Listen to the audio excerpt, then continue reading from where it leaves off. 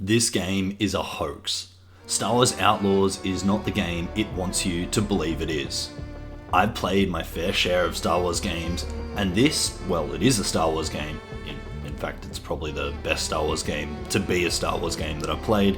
Star Wars Outlaws wants you to think that it's a game about evading the law, being on the run. It wants you to believe it's a fast-paced action thriller full of tense, exciting action set pieces. But you know what? I won't be fooled. I can't be fooled. I've played every Assassin's Creed to date. And this, my friends, is an Assassin's Creed game, coded in that Star Wars stardom, and probably the best iteration of an Assassin's Creed game we've gotten since Black Flag. Yeah, I said what we're all thinking. Star Wars Outlaws is actually a stealth game. Despite the fact that all of the most memorable moments are most certainly the action set pieces, the chaotic narrative, when shit goes sideways after breaking from stealth, or the fast-paced action and tense moments that we love about the Star Wars universe, you actually spend about 90% of the game crouched, maybe another 5% on the speeder bike or in space, and another 5% trying to figure out how and where the actual fuck you need to go to get to your objective. When I hear the word outlaw, I think, Ned Kelly, people evading the law, doing whatever the fuck they want, robbing people, going on heists, being a general badass, all of which K kind of is, but my god, I didn't expect a crouching simulator. I mean, imagine the size of K-Vess's quads from all this fucking crouching. They'd put Arnold to shame. What makes Star Wars Outlaws more of a stealth game than Assassin's Creed, apart from all this crouching around, is Nix. Nix is Kay's little ferret buddy that came straight out of a Disney film. How can you not love this cute, adorable little fella? I mean, he'd protect, he'd attack, but most importantly, he just loved that snack. Nix is the iteration that's been missing from Assassin's Creed games since Revelations. Nix can distract, activate levers, grab items, and do a bunch of other cool stuff from afar, meaning you're not locked into the restrictions of what's right next to your character. It's like what we had in Brotherhood but never saw again. Why? Okay, so K-Vess is on the run, but from Zarek Besh, who isn't even the law. It's a crime syndicate and they're not really aligned with the Imperial Empire, right? So it can't even be said they're working with the law.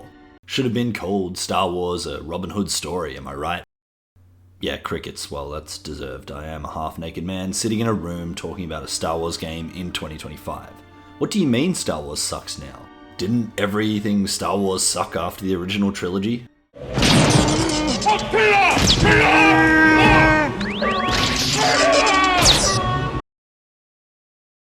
Okay, Boomer.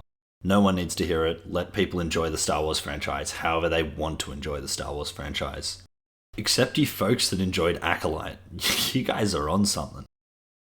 Star Wars Outlaws promised to be the Star Wars 1313.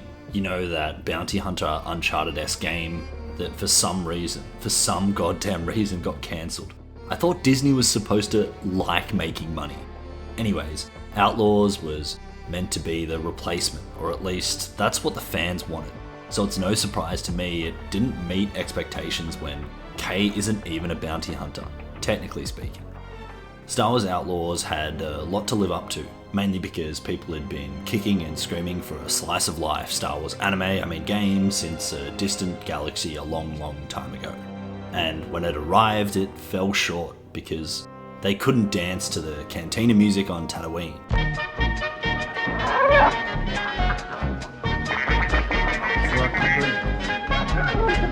They couldn't discuss how they don't like Sands with the senator that they wanted to bang. I don't like sand. It's coarse and rough and irritating, and it gets everywhere. Or laugh like Lando Calrissian.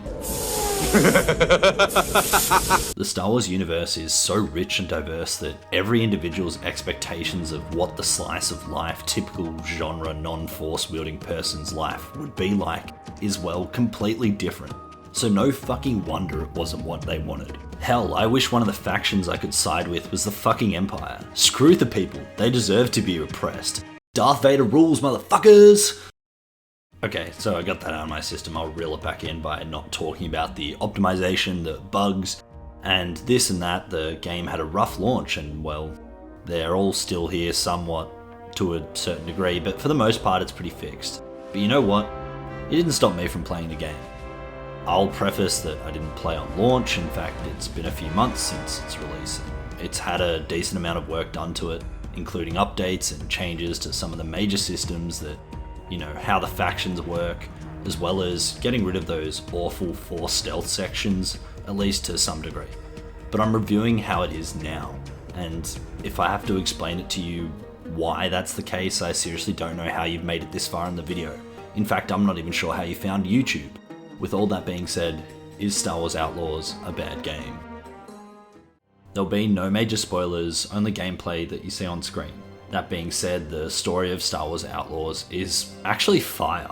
From humble beginnings of doing small gigs and struggling to survive, to a crazy heist gone wrong and then being on the run, trying to clear a name and live a cruisy life. Right from the start, I'm hooked. Kay is an interesting character that I found myself unsure about at first, before then starting to really connect with her. I literally found myself saying her responses out aloud before she even did, and said the exact same thing word for word. It was crazy how much Kay just ticked the boxes for me, how well the narrative team did to make me feel the exact way Kay did in every moment, being pissed off about getting double-crossed or upset and angry at unforeseeable events. Not once did Kay say something out of character, and that's what makes the story so good in this game. The characters, the crew, it's not just Kay who has a solid performance. ND5 is exceptionally funny, witty, smart and likable. It's something for some reason the Star Wars universe just canonically does so good is their droids. All of them are loved in one way or another. Jalen, Sliro, Vale, Danka, Wacker, each of these main characters are all appropriately portrayed. They're believable and never really go out of character. I can tell this wasn't written by George Lucas. The dialogue isn't garbage. I don't like sand.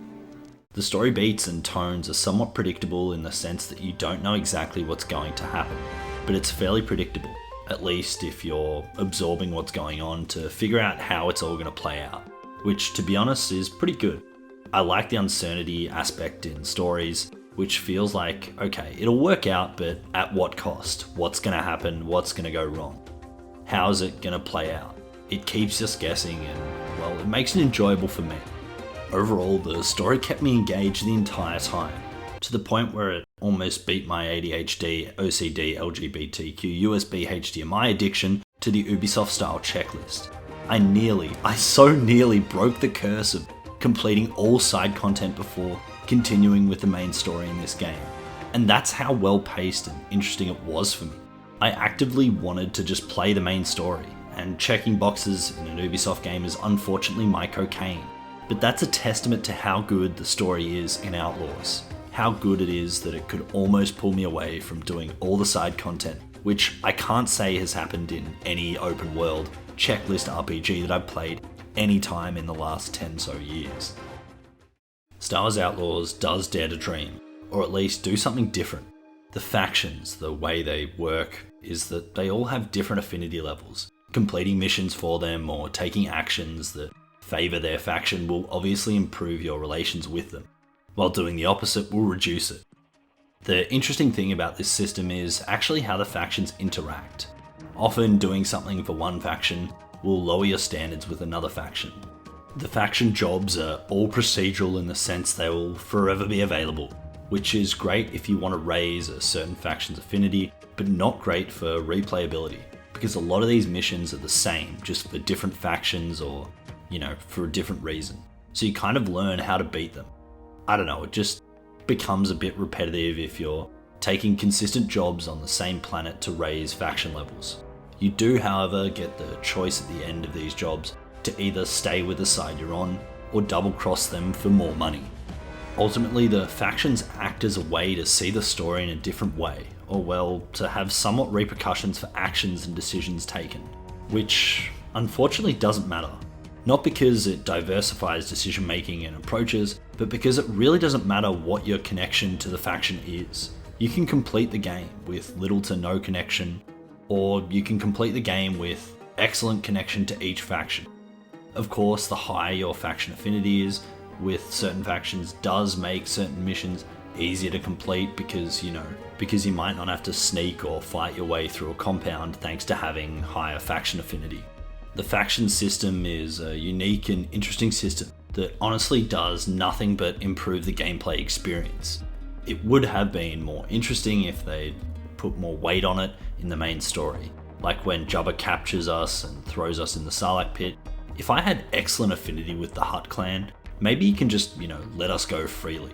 I don't know, this feels like where the system was heading, and potentially it was, but too difficult in the end to implement, or they just ran out of resources to do so. The factions is kind of like a fun side minigame that gives you something extra to unlock while also engaging and changing how certain moments in the game will play out.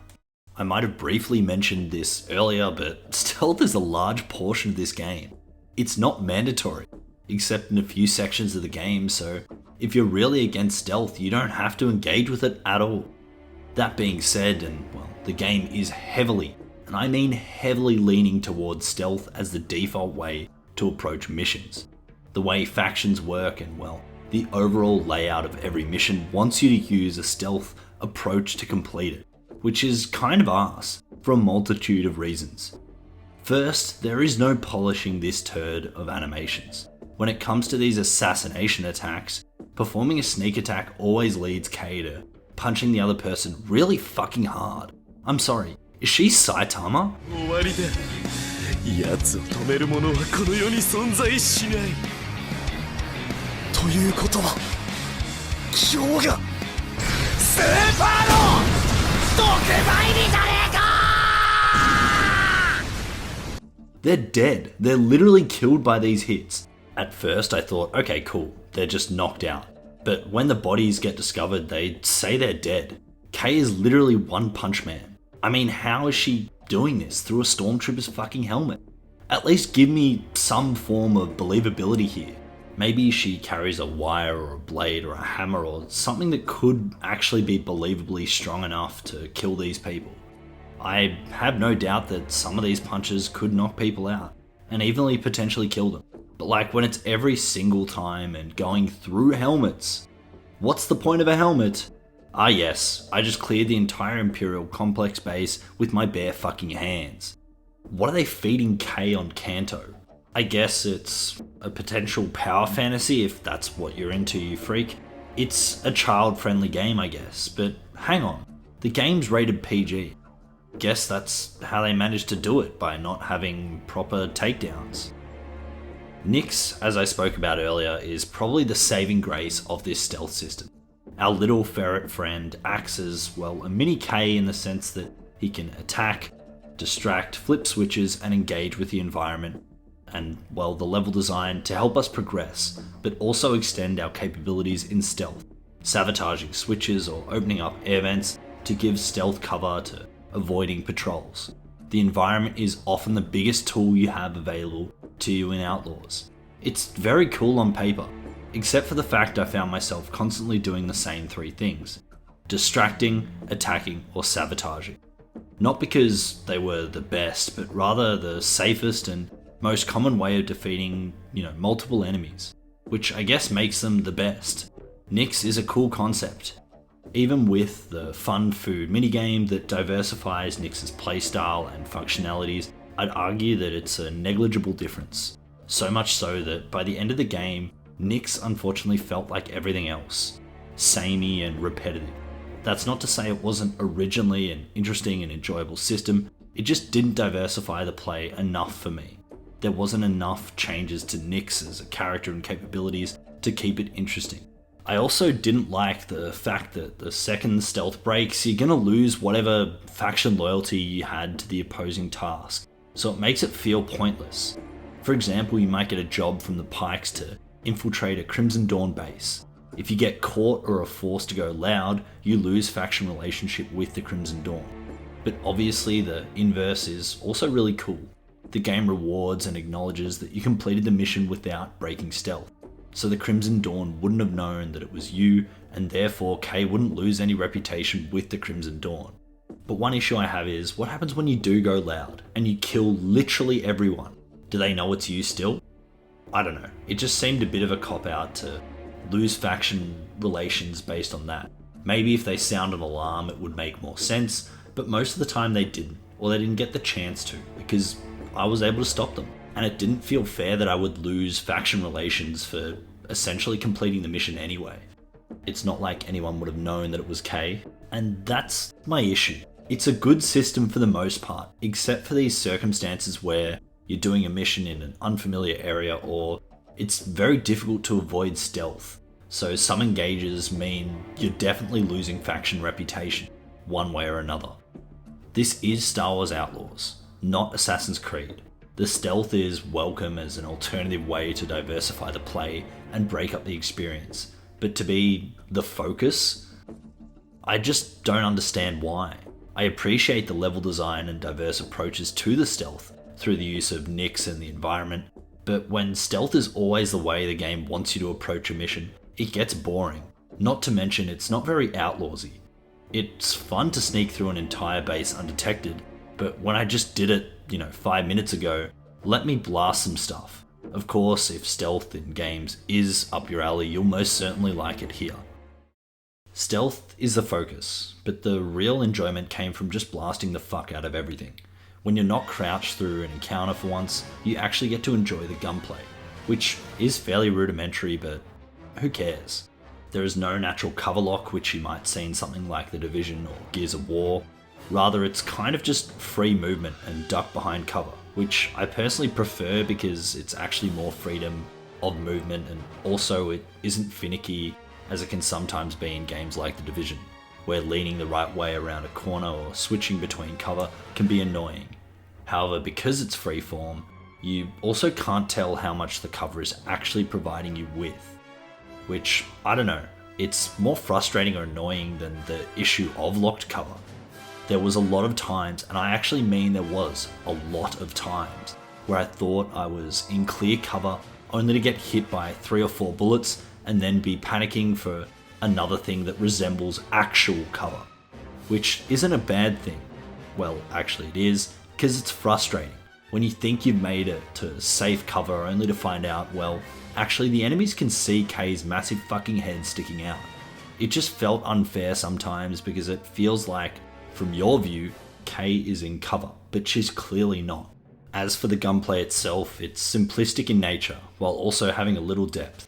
Kay has a default pistol that can be upgraded to have different types of firing. For example, a full auto pistol or a slow single shot pistol.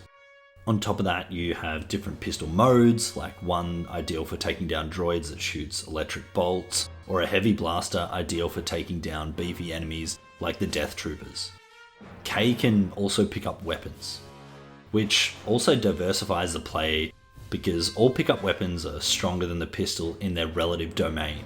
I'm not going to list them all because there are different versions of each, depending on the faction and location. There are snipers, blasters, shotguns, a minigun, and more. These guns do a great job of diversifying the play within a combat sequence, and often can make it a lot easier for you. It diversifies the combat based on what pickup weapons you have access to, determining your approach, and it's never forced. You have no obligation to use them. It's there as an option, and having the freedom of approach is always a good thing. But the combat systems are so rudimental in the sense that this is like typical to most third-person shooters. I now understand why they want us to use stealth for 90% of the game. That's because the gunplay can not sustain a full playthrough if you were to use no stealth at all. I'm bored out of my mind, which is ironic because while in stealth, I was yearning for the moments of fast-paced action.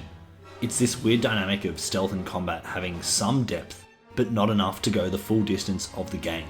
So no matter how you choose to approach the majority of encounters, you'll be sick of that method at some point in time. Which could be good game design because it incentivizes changing your playstyle, either from stealth to combat or combat to stealth, but it just feels like these systems needed something more. The combat in particular needs more than the different types of blaster pistol upgrades and firing style systems, because while the pickup weapons are diverse, they're also not regularly available in their designated situations.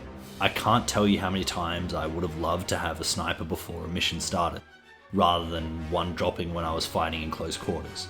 That being said, the freedom on offer in combat is great, despite the limitations. How combat plays out is usually in our court. The combat didn't go the distance for me. It's not that I was bored of it, it's more it felt like, okay cool, I've mastered this, now give me something else. The world design here is without a doubt the star of the show, pun absolutely intended. Every planet feels distinct, dripping with that lived-in Star Wars charm.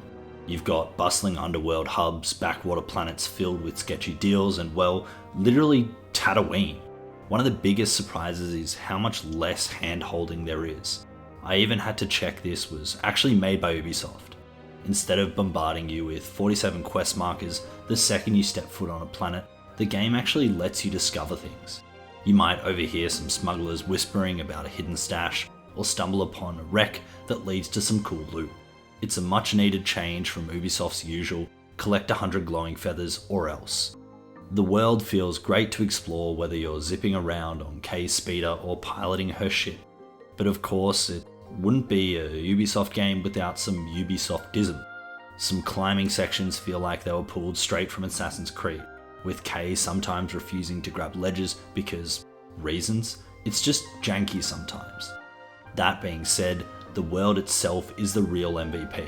It feels lived in, unpredictable, and most importantly, worth exploring. It feels like a Star Wars world, a universe.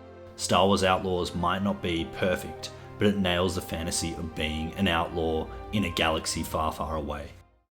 The verdict. Well, the truth of the matter is, you won't like this game if you're not a Star Wars fan. And there is no guarantee that you will, even if you are. That's not because it's a soulless, lifeless game, it's because Star Wars Outlaws is, well, very middle of the park. It doesn't do anything exceptionally well, but it doesn't do anything exceptionally bad either. You might not be a Star Wars fan and still vibe out with this. You might be a Star Wars diehard and struggle to get into this. Star Wars Outlaws is a beautiful game with stunning visuals and amazing sound. A game that definitely feels the fantasy of being transported into a Star Wars universe. The story and characters are memorable and, well, really likeable in their own ways. You get to truly bond and understand Kay and Nix on their journey. The stealth, while failing short of the animations front, definitely enhances the experience through Nix's capabilities to unlock new pathways in stealth and missions. The combat is fun and interesting at first, but the longer the game goes, the more it feels drawn out and repetitive. But that's also can be said about the stealth. Star Wars Outlaws is a solid game. I'd love to hear your thoughts on the game in the comments below, and don't forget to drop a like if you enjoyed the video.